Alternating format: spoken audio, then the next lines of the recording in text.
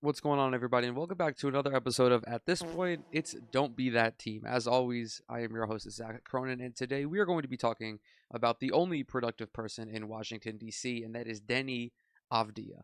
More specifically, we are going to be talking about not Deni Avdija today, but where Deni Avdija could be a few years from now, and if there is the potential for him to be that guy for the Washington Wizards. Spoiler alert, I think there is. However, I don't think he'll ever be a number one for this team. Instead, he will probably tap out at a very good number two. I think a guy in the same tier as maybe DeMar DeRozan and Zach LaVine, where when paired with the proper superstar, can bring a lot of success to an organization. But I just don't see Denny at this stage being like a superstar caliber leading a championship team type player. And you may ask yourself, how does this guy project to be that quality of player? Because in his fourth season with Washington, his averages are modest. He's at 13 and a half points, 6.5 rebounds, 3.7 assists, is shooting 51.3% from the field and a career high 40.4% from three. The thing that has plagued Avdia throughout his NBA tenure is that he has never consistently been in the position to see a high volume of shots. He's been playing behind Bradley Beal, Kyle Kuzma. He's played behind Jordan Peele. This season is the most field goal attempts on average that he's seeing at 9.8, and he is still fourth on this Wizards team in that regard. However, he's fifth. I'm sorry, he's fifth on the team in field goal attempts per game behind Marvin Bagley and Tyus Jones, Jordan Poole, and Kyle Kuzma. However, over the last couple months or so, we'll go the last 10 games just to make it easy. Over his last 10 games, Denny is averaging just a shade under 19 points per game and 8 rebounds to go along with 55% shooting from the field and 48.6% from three. This includes not only his stinker against the Denver Nuggets, where he shot 2 of 12 and recorded just 5 points, but his 43-point game against the Pelicans. He had 25 against Dallas. He had a 21-point game, a 24-point game. The commonality between all of these performances is that Denny was seeing a considerable amount of shot attempts. In his career, there have been only 10 instances of him getting 15 or more shot attempts per game. 2 of them have come within the last couple of weeks. He also had 14 attempts against Philadelphia. And he's putting up numbers. He's playing good basketball. He is showing me, Denny is, that he has a pretty high scorer's IQ. And what I mean by that is knowing how to read the defense and the defender properly, which in turn dictates the type of shot or the type of attack you do against them. It's the same thing as having a basketball IQ, but just specified towards one area of the floor. He's figured out his three ball, so at the bare minimum, he's going to be an elite 3-and-D guy. His defense this season has actually impressed me statistically, although the Wizards are not exactly, a feared defensive team at this rate. Denny is becoming increasingly more comfortable with the ball in his hands. He's able to not only create offense, but be an ancillary piece.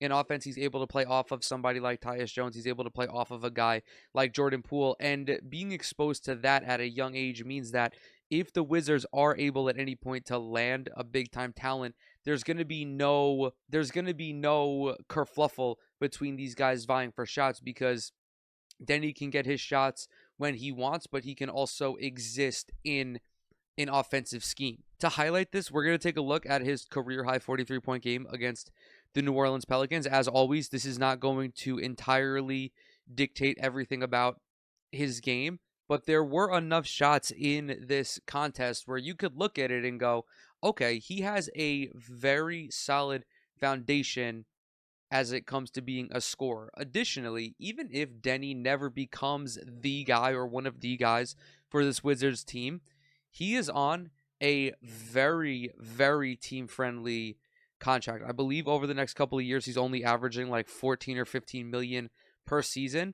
And for a guy at this age, who, again, at the bare minimum is going to be a 3-and-D guy, that is a bargain. The Wizards knocked it out of the park with this extension. One thing to keep in mind, the Pelicans are the 7th or 8th best defense in the NBA. They have a lot of size on the perimeter. Herb Jones, Trey Murphy, Zion, BI. They have a great interior presence as well in Jonas Valanciunas. They have Jose Alvarado, who is a pest on the perimeter.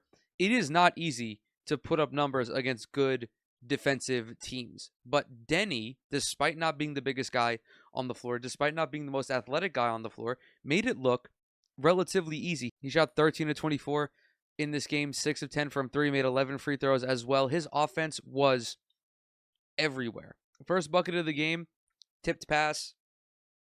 Tyus Jones, god damn it.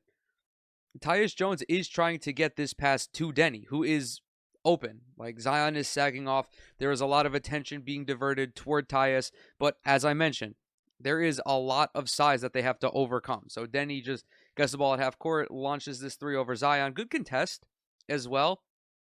But again, this is a dude who is shooting 40% from 3. A good contest is not going to cut it. Okay, so the action is away from Avdija here in the corner. 2-man game with Bagley and Tyus Jones. Being a versatile offensive player is just a great thing to be. You don't have to be a versatile guy with the ball in your hands because you can do whatever you want if you're Deni Avdija. You're an elite three-point shooter. You know you can get to the basket. He doesn't even have to start to cut here because the cut is open, but the 3 ball is also open. Again, 40% from 3. The short corner, it's statistically the easiest 3-pointer for an NBA player to make. He starts his cut as Bagley is delivering the pass. So there was also like the pass was a little sloppy. I don't really think they were on the same page with that, but he goes up, he finishes strong over Jonas Valanciunas, nonetheless, who is a huge presence in the perimeter, on the perimeter. And then another thing is that even if he does stay in the corner here and he gets this pass, Herb Jones is recovering. The kick out to Jordan Poole is right there. So there are a multitude of plays that Avdija can create for himself here, and it all starts with positioning himself properly in the corner. One thing that has become apparent to I think everyone who's paid more attention to Avdija is that he is a very physical runner going downhill. He may not be that quick, but he has a very strong frame, and he is not afraid to put his shoulder down. So he's matched up against Zion Williamson. I think that this is a pretty even matchup offensively, at least or this is a pretty good matchup in terms of size.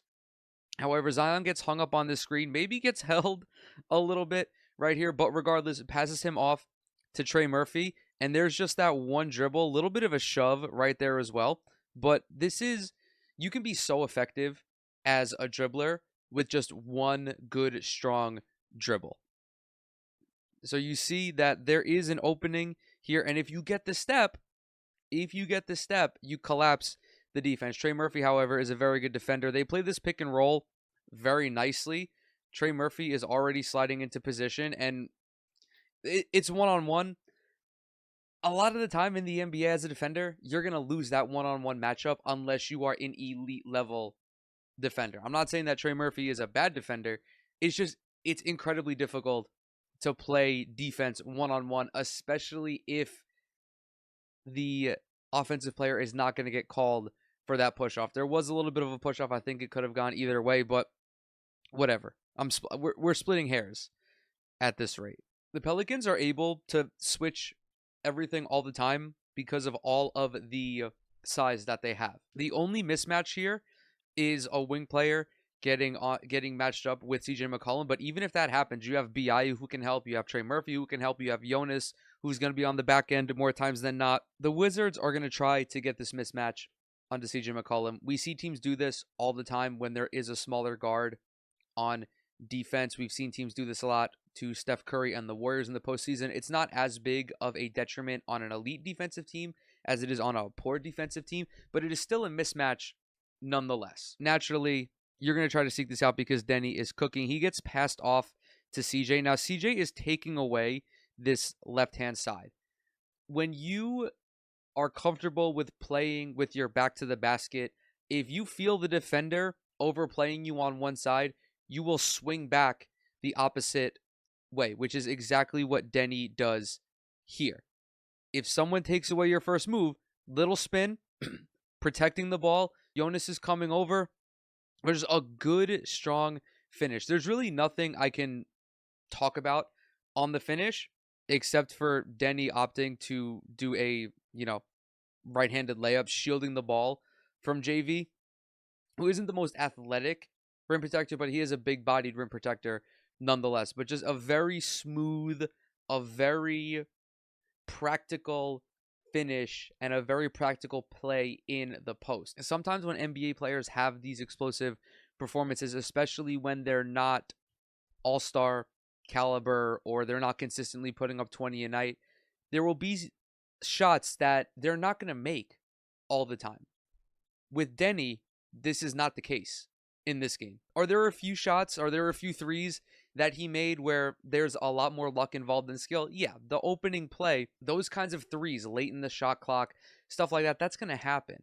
But I'm more concerned about what you can do within the flow of the offense, something that Deni has excelled in this game and for this season as a whole, especially again with the limited shot attempts that he's seeing. He just knows how to score the basketball in a very practical, he's a very pragmatic scorer. Avdija again playing on the weak side for the Pelicans. This pass is not great by Tyus Jones. I mean, look at bro, look at where Deni starts this possession and look at where he ends. He's almost going out of bounds. But when you're an elite shooter, it doesn't matter. This is another not great contest by Zion. He gets sucked in, having to rotate over to help Marvin Bagley, which is the appropriate rotate. You take away the closest pass and force the point guard to deliver a tougher pass. Which, if this pass goes out of bounds, or if Deni misses this shot, it's a good defensive possession, but I think it's a good defensive possession regardless. You're, again, just dealing with an elite 3-point shooter. That's also why sometimes you put a good 3-point shooter on the weak side corner for that skip pass, because it doesn't matter where the ball is. As long as they're getting the ball inbounds with enough space, chances are they're going to make that shot. If anybody watching this is familiar with any of the breakdowns I've done before, I've always talked about attacking your defender's lead foot in order to gain the step when driving to the basket. This is a case wherein you shouldn't be doing that, and Deni recognizes that. So Zion on this closeout, not a great closeout. This is not a great closeout by Zion. He's off balance, no short choppy steps. His lead foot would be his right foot. However, you're not going to go that way because the spacing is terrible. Instead, Deni recognizes that his defender is off balance and is giving him the right hand dribble. So what does he do? He takes it. There's no one able to help, and it's a dunk. Maybe if he wasn't feeling himself in this game, this is a kick out to Jordan Poole, which would still be a good play. Like, this is a good pass right here. However, sometimes when you know you're the best player on the court for your team, you want to score as many points as possible. I don't hate it taking this attempt, but it's recognizing that your defender is out of position and attacking the weakness. A lot of that also comes because he's playing off the ball here. The lead foot thing is really more of when you're playing in isolation, when you're bringing the ball up the court, just looking to go one-on-one. If the defender forces you one way, you take the opposite. But then again, in instances like that, you're playing by yourself on the side of the floor. It's a weak side one-on-one effectively for the offense, and there's no crowding of the space. So good recognition by Deni here. Good strong finish as well. Again, he knows that there is a lot of length that he's going against. So go up strong. If they do overplay, you get the foul as well. This is purely a miscommunication by New Orleans on defense. As you can see, Herb Jones is pointing, letting the rest of the defense know that Jordan Poole is cutting. However, two guys still get stuck on JP. You cannot let the 40% 3-point shooter get open. I don't care. This is a breakdown. And good defensive teams have breakdowns. We are into the third quarter. This is the first time on a made basket by Avdija that there has been a defensive breakdown. This is like 7 shots he's made. So New Orleans has done a very good job of defending him up until this point. But this is just straight up a miscommunication. I'm not surprised it's early in the third quarter. Halftime just finished. You're cold. You may need time to ramp it back up again. But just taking advantage. And Zion still manages to try to get back into position. But again, you cannot give up these looks. Like, this is not impeding anybody. It's a clear shot to the basket. His feet are set before Zion's hand is anywhere near the ball. We're here in transition. Good spacing. You see that Tyus Jones is on the, I guess that would be the right side. Deni, what does he do? Fills middle because there's nobody there. Herb Jones is going to have to retreat into the corner. And what do you have? You have Deni going downhill against CJ McCollum. Now, what does he do here? He begins his gather at the free throw line with a high gather. I don't know the technical term for that. I apologize. But when you're bigger than your defender, never bring the ball down. That's how it gets stolen. You will hear coaches preach this all the time when they're coaching centers or any big who's going to be grabbing rebounds. When you get that offensive rebound, don't bring the ball down low because that's when the guards with their quick hands will swipe it away. Same thing on defense. So he keeps the ball high, out of reach of CJ McCollum, shields it as well beautifully. Just a very good, I guess I don't really want to call it a Euro step, but finishing over smaller defenders, not giving them the opportunity to swipe the ball on the drive. Good habits that every great scorer has. I also forgot to mention this in the beginning, but in those 10 games where Deni has more than 15 shot attempts, he's averaging about 23 points per game and has shot better than 45% from the field in 7 of them, I believe. So it's not a question of can he bear this load offensively. It's a question of will the Wizards ever give him the opportunity to do that. More transition, good spacing. You have Kispert right here. What does he do? Straight to the corner. If you're an elite 3-point shooter, straight to the corner. Avdija is not running side by side. Like, he's not on Jordan Poole's hip. He's giving him just enough space to attack Brandon Ingram and force BI to do something. So BI is entirely focused on stopping ball here. His body is not in position to do anything about Avdija, who's blitzing the middle. So what does he do? Avdija just fills, and it's an easy layup. Simple things. Just knowing how to run in transition, knowing where to be in transition. Good hands, good catch. Finishes over BI. Avdija is initiating the offense here. There is a screen by Tyus Jones on Zion. There is another screen as well. He is matched up with Larry Nance. The Wizards are effectively allowing him to play one-on-one this possession.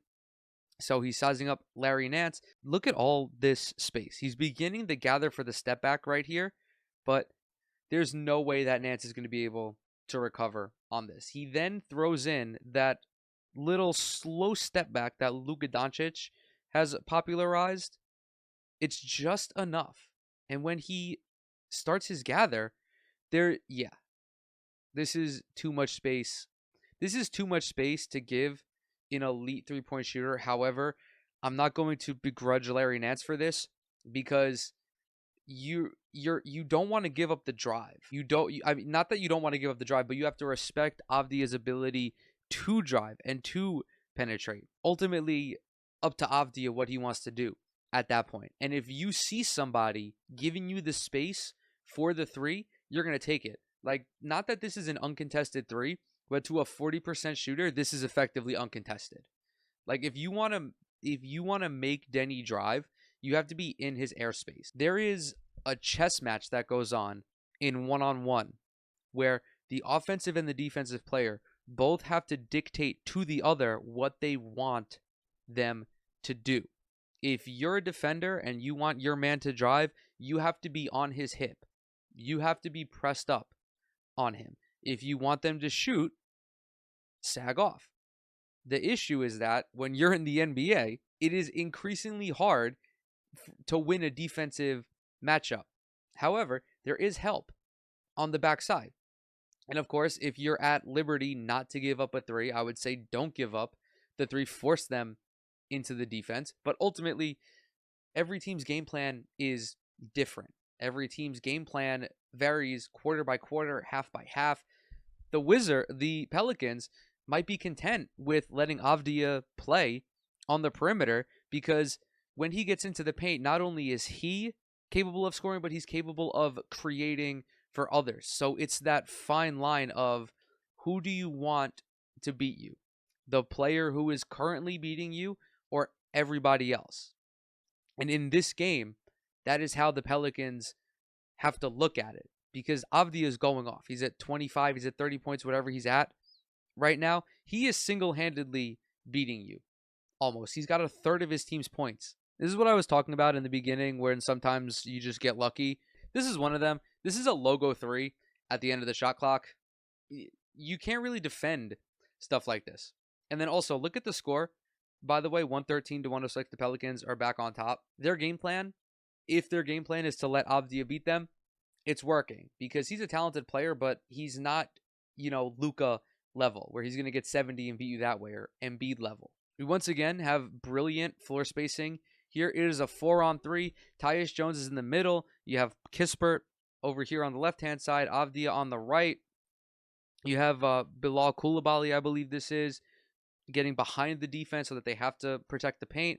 Tyus Jones, his thing right now should be getting into the paint and collapsing the defense because by doing that, you will free up your two high percentage three-point guys, and that is exactly what he does. He gets to the free throw line, kicks to Avdija, who's shot ready.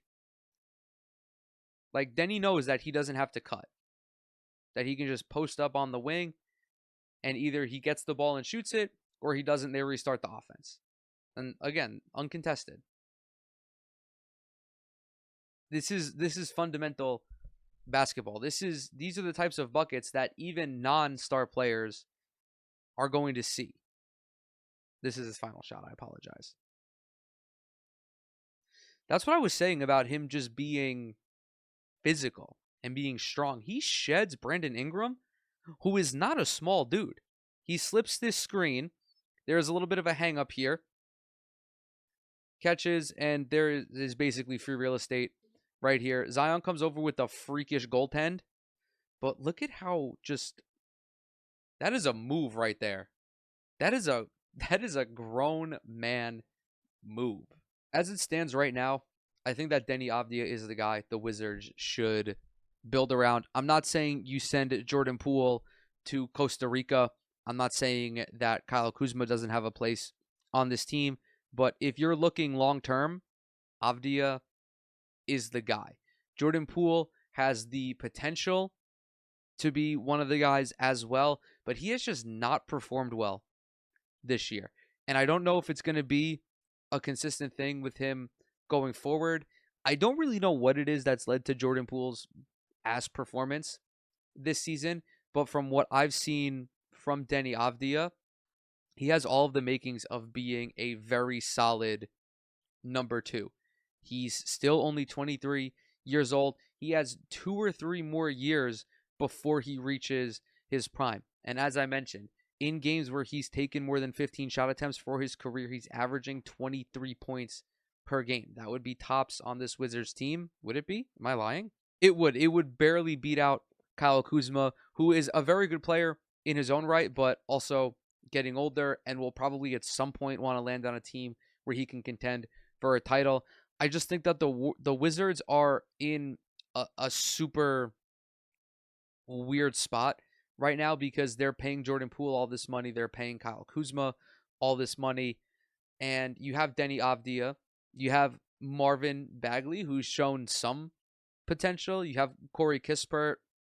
There's just a lot of polishing that the front office and that the coaching staff is going to have to do with this roster. But after seeing what I've seen from Deni Avdija this season, I am firmly of the belief that he will be a very, very good NBA player and will be able to play a larger role on a championship caliber team. I think that he really does have that potential. Maybe not for the Wizards, but there are teams out there, and I'm sure that there are GMs that are aware of what he's doing.